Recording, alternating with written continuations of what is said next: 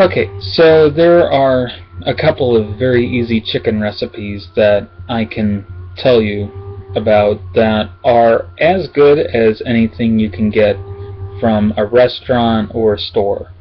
Um, and I think that if you try making them for yourself at home, uh, you'll really enjoy them, and you'll find that they're both healthy as well as kid friendly. And that's a big deal when you have certain food dishes and you're raising kids, because it's so easy to get trapped into the frozen, microwavable, ready-made stuff or fast food thing, because the kids will eat it and it gets something in them so they aren't hungry all the time, because you don't want to see them hungry or anything. Because let's face it, it is hard to feed American children especially. We don't necessarily teach them how good it is to eat fruits or vegetables. When I was little, if I was hungry for a snack, I got handed a piece of fruit or some grapes or some carrots or something like that. When I ate a packed lunch, the other kids got pudding cups and chips and things like that. I got an apple, some baby carrots, and some celery sticks. Nothing to dip it in. A sandwich on that whole wheat bread that people used to joke when it got stale was like sandpaper. This stuff had a lot of fiber in it and was very hearty. So I mean, that was my lifestyle growing up, and I've kind of kept that as an adult, and it turns out that was actually a very healthy way to eat. Lots of fruits and veggies, lots of whole grains, fair amount of protein, no pork. So I eat a lot of chicken as a result, because chicken is cheap, it's easy to get your hands on, and you can cook it hundreds if not thousands of different ways. So here are just a couple of ways.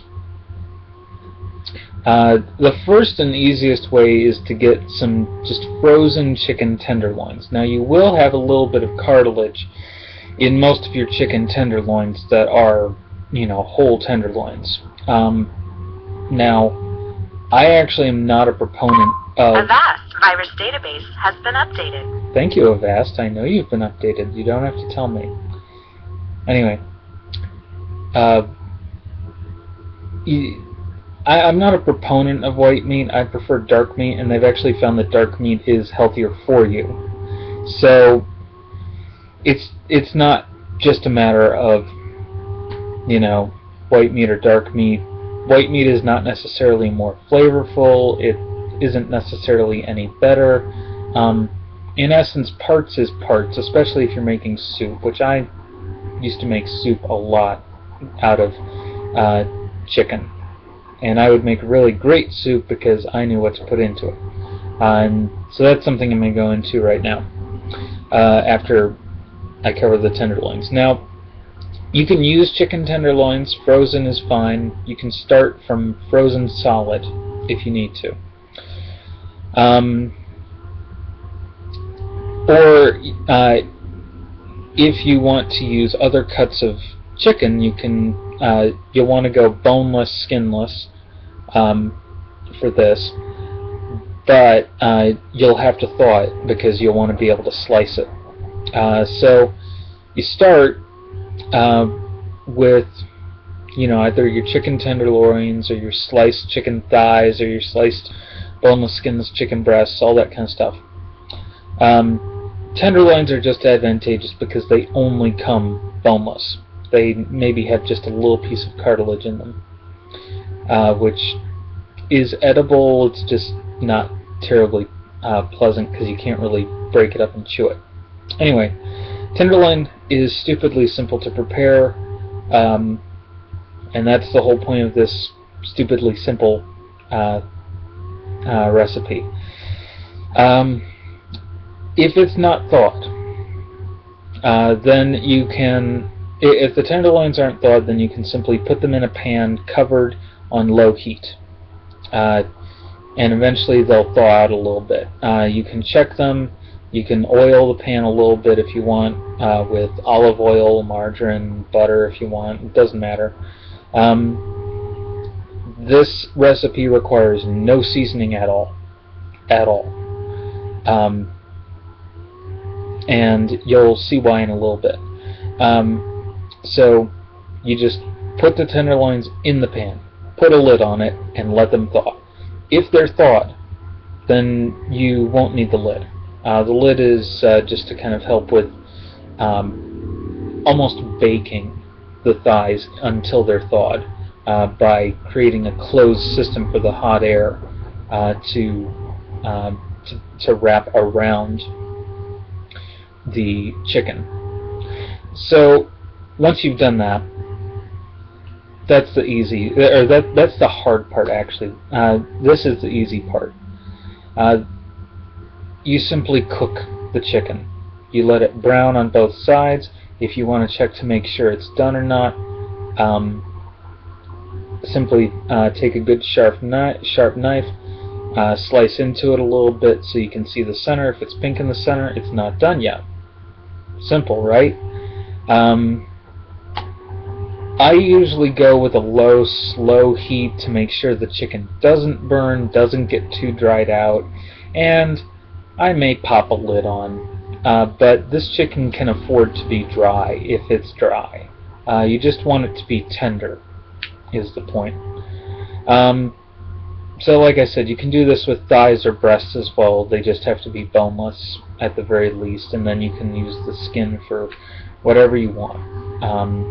If you want to just cook that up as a non-pork rind, or whatever you want to do, I don't care. Anyway, so it's basically chicken tenders. It's grilled chicken tenders after that point. So what you can do is take those, take a little container or a little spot on your plate, and put some sauce on to dip. Honey mustard, ranch dressing, salsa, hot sauce, whatever you want to do. You can add crumbles of blue cheese to the ranch dressing, or you know, whatever you want. You can add a little hot sauce to make it kind of buffalo style. Really, it's whatever you want to do with it. And you can easily serve carrot and celery sticks. I used to do that. Carrot and celery sticks, apple slices, orange segments, all that kind of thing. And that is kid friendly because kids don't have to have forks and knives to eat it. It's very kid friendly in that way. Plus it gives them something to dip, and that's a little bit fun. So, you know, kids kind of like that kind of simple thing about the meal. It is quick and easy as any fast food you can get out there. You know, the kids will not fuss about having to eat it because it'll taste good. They'll be able to dip the veggies in the ranch or the honey mustard, or they can dip the chicken in the ranch or the honey mustard, or the barbecue sauce. I forgot about barbecue sauce. It's excellent with that, or even sweet and sour sauce, which, you know, it is a versatile kind of food, and it gives them just about everything they need. You can serve it with rolls or fries if you want a starch, and you can bake the fries in the oven very easily. What I do for that is I spray a baking sheet with some, you know, spray oil, lay the fries out, spray them a little bit, and that just helps ensure that they won't burn and will end up nice and crisp and not dry and rock hard, which is a big problem if you've ever made fries at home. Sometimes they end up dry and kind of tasting like cardboard. This ensures that they'll be okay. You can add garlic powder. Again, if you do add garlic or onion powder, do not give the fries then to the dog, because it'll make the dog sick. But the kids will absolutely love eating it because it'll have lots of flavor.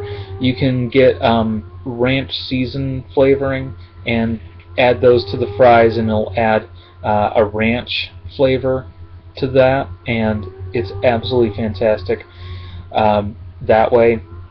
Ranch dressing itself is actually easy to make. You just take a little bit of mayonnaise, some buttermilk, garlic powder, black pepper, and you can add finely chopped parsley. You don't have to, but it's rather nice with it. And that's all ranch dressing is. Mix it up and you're good. And you have that to then dip whatever you want or pour it on, and you can use light mayonnaise, you can use non-fat buttermilk. Buttermilk itself is actually pretty light. It's just a byproduct of making butter. So the next recipe, which is kid-friendly, I guess I'll just go straight into soup, because soup is kind of the next step up. Kids generally like really good soup. You can add noodles to it, it's wonderful. But how do you make it healthy? Or if you're single and you don't have like ready access to a stove, like maybe you're in the dorms, how do you make it then? Well, there's a very simple and easy way. It is possible to make coffee pot ramen. You don't really want to cook chicken in your coffee pot though, so you will need at least a hot plate or a stove in order to make this soup. And this is the most versatile basic soup recipe I can come up with. Start with water. No duh, right? Fill it up about halfway to the top of the pot. You can go 3/4 of a way to the top of the pot or saucepan. The difference between a pot and a saucepan is a saucepan has a long handle that you grip like a screwdriver or something, or a hammer, whereas what would you call it? A pot has handles that you grip kind of like on a dresser drawer. If that's a fair enough explanation. And pots are usually a little bit larger, but they do have small ones that have those little handles on top. And anyway, start with water, and you can either put the chicken in right away and boil it in that, and that'll start your broth, or you can cut it up ahead of time into bite-sized pieces. This is really great if you have leftover chicken from anything. So you can take any kind of pre-cooked chicken and add it in there. You will not need to add a lot of seasoning to this recipe in order to make it palatable. Right, so chicken's in the water, right? What else do you add? Well, there are different flavors that our bodies taste. There's sweet, sour, salty, bitter, and what's called umami, or savoriness. Umami is a borrowed Japanese word. It basically means a very satisfying savoriness. You get it usually from some meats, but I also tend to apply it to kind of aromatic herbs, vegetables, and spices. A good example would be onions or garlic. I consider savory, although they can also add a certain amount of spiciness too. So what I add next then is chopped celery and chopped onion and diced garlic cloves. That's the best way to start.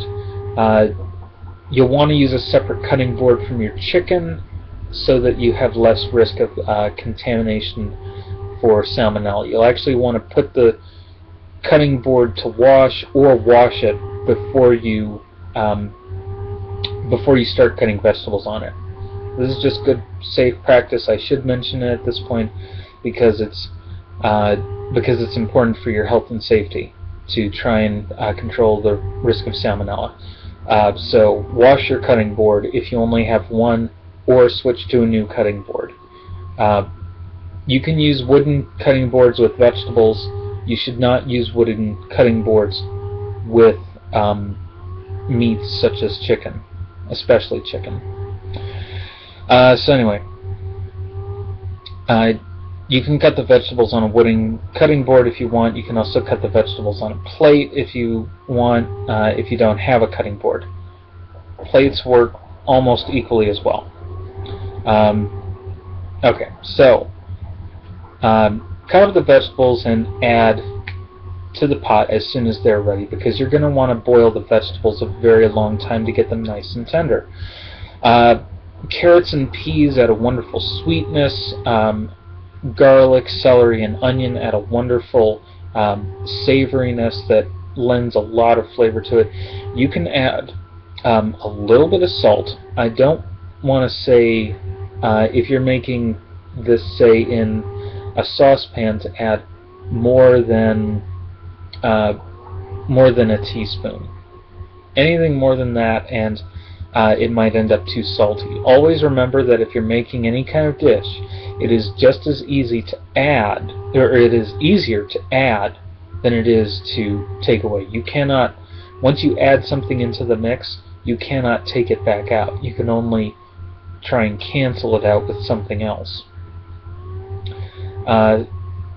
So you can always season it once it's in your bowl, but you don't want to over season it before. So you've added some vegetables, right? Well, at what point do you add the noodles? Pretty much once the vegetables are no longer crispy. Once the carrots have started to soften, basically, because the carrots are going to be your hardest of the vegetables that you're going to add. You can add corn if you want. I don't recommend adding more than corn or peas to the soup, because if you add noodles, it's going to end up with too many carbs, too many starches. You can add potatoes also as a starchiness, but peas, carrots, and potatoes are all very starchy. You don't really want to go any further than that in terms of your starchiness, or in terms of your carb load for the soup, because you want it to taste more of the vegetables. The more vegetables you add, actually, the more flavor you'll get. So you can actually add bell pepper or roasted peppers. Oh goodness, the sky's really the limit. You can add zucchini, summer squash. You want to add this all very nicely chopped into bite-sized pieces so that the juices just flow through and it all blends together in a wonderful melange.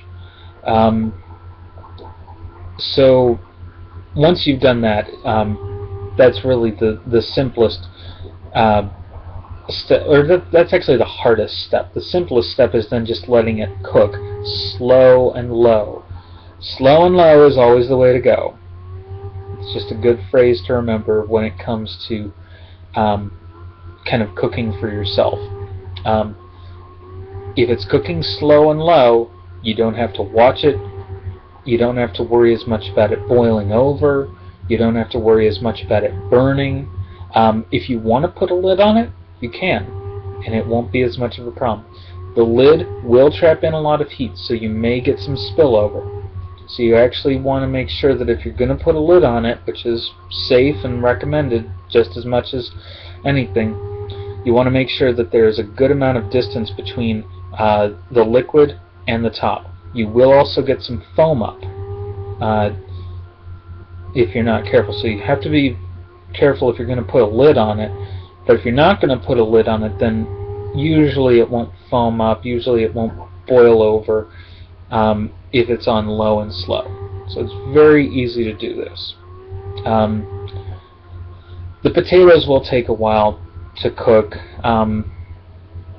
as you do that. Noodles don't take very long to cook, so carrots and potatoes are going to be your hardest vegetables that you have to boil until they're tender. So if you're going to cook with those, add those first.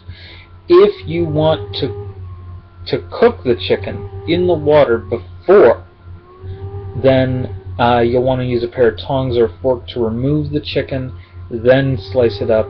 You might want to use a plate because the raised edge on the edge of the plate will help contain some of the liquid since the chicken has been sitting in liquid cooking. So there will be a lot of liquid there. You won't have to worry about cleaning the cutting board because there won't be really the risk of salmonella once the water reaches boiling and the chicken is already cooked. After that point, the chicken will fall apart a lot more in the water because it'll already be infused with liquid and very loose, and so it'll break up and be very tender. And so there are advantages to doing it that way as much as anything. So that is like stone soup kind of recipe where it's just whatever you have you can put it in. I have done it with avocado even, and I've done it with every vegetable except for lettuce and cucumber, which of course we tend to serve cold. But any vegetable that you can normally cook is perfectly okay to put in this. It'll just lend another flavor. Don't get overzealous with it. This kind of recipe is a bit like soup, or is a bit like pizza, where you don't have to add a large amount of anything in order to make it a good hearty dish. You can add all manner of different things to it, and it'll be the most satisfying, rich, flavorful soup I think that you have ever had. You can add tomato to it. You can add just all manner of vegetables to it.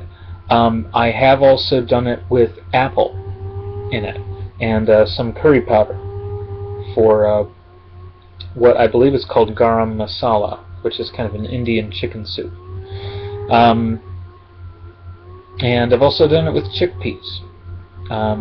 You can add beans if you really want beans. I'm not a huge fan of beans, but I like chickpeas, aka garbanzo beans. I like navy beans, all those kinds of things. I recommend canned instead of dry, because dry beans take forever to cook. You will have that soup cooking for days and days, and those beans can still be dry. So it's just best to be careful with that.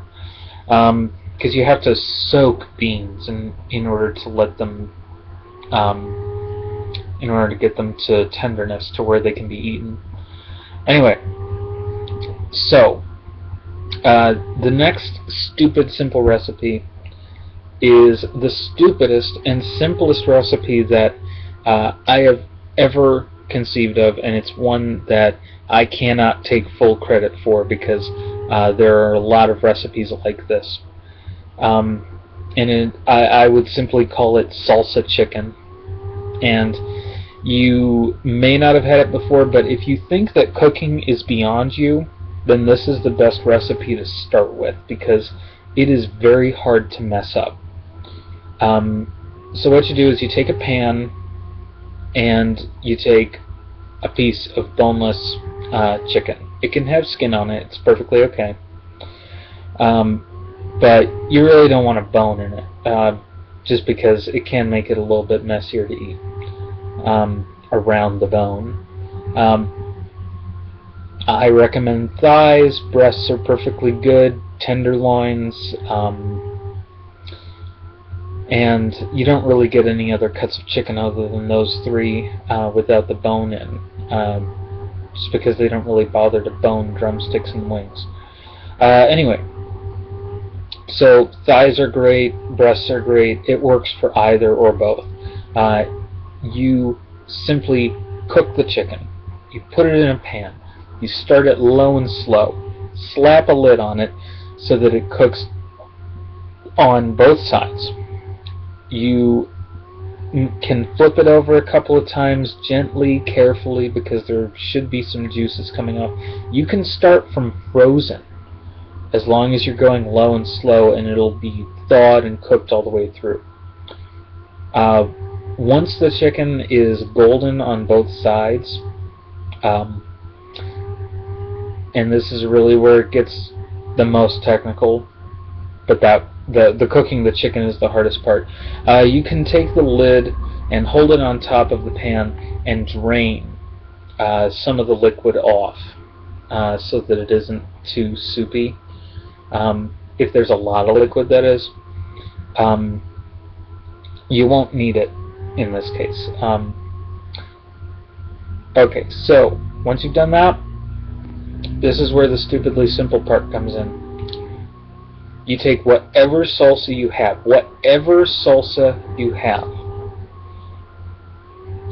and you put it on top of the chicken with a spoon.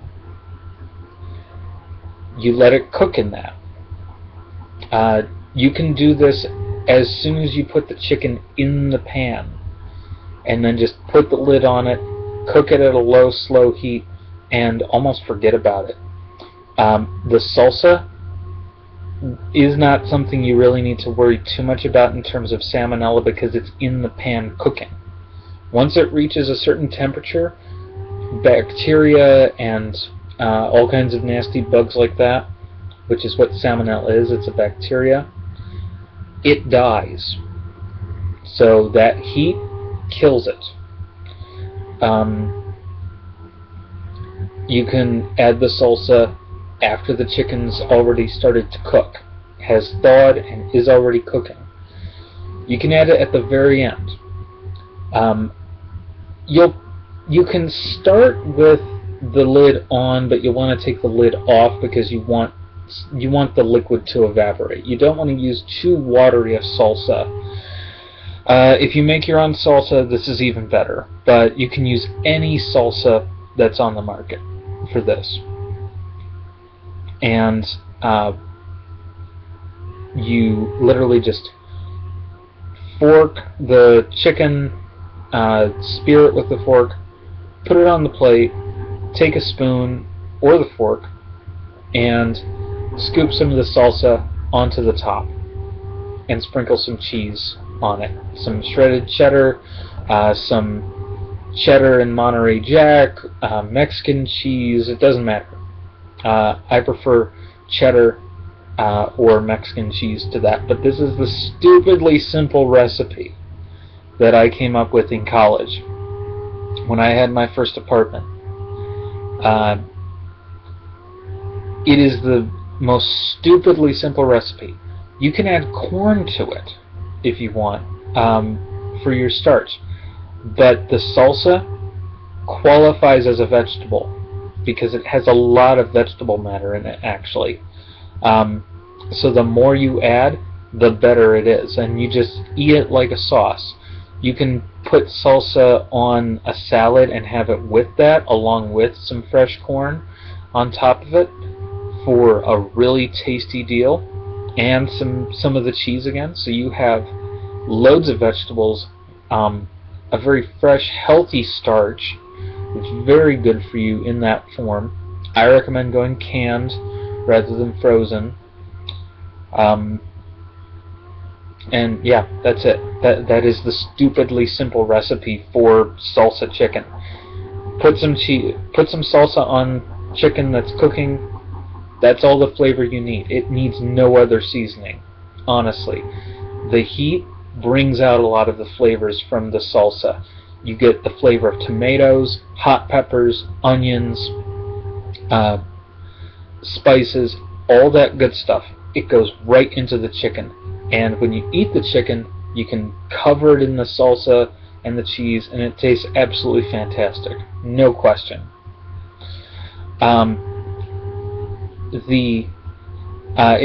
Like I said, it goes well with salad. You can have it. You could actually have it in a sandwich, probably, if you really wanted. I always just sit it on a plate with a knife and fork. You could also cut the chicken up into pieces, cook it like that, and then basically what you have then is fajitas, minus peppers and onions, which are already in the salsa.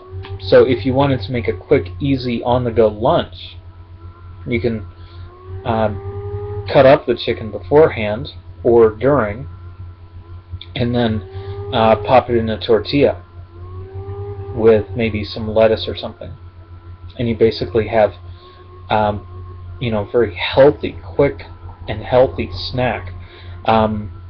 This is also what I would consider kid-friendly in that way, because it's very versatile, it's very flavorful, and kids will like it. It's bright, it's colorful, and it smells good, it tastes good, and it's not overly complicated. There aren't subtle flavors that you have to appreciate.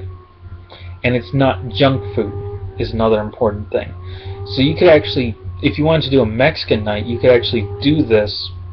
You could make the chicken as a whole fillet for the grown-ups, and for the kids, you could cut up the chicken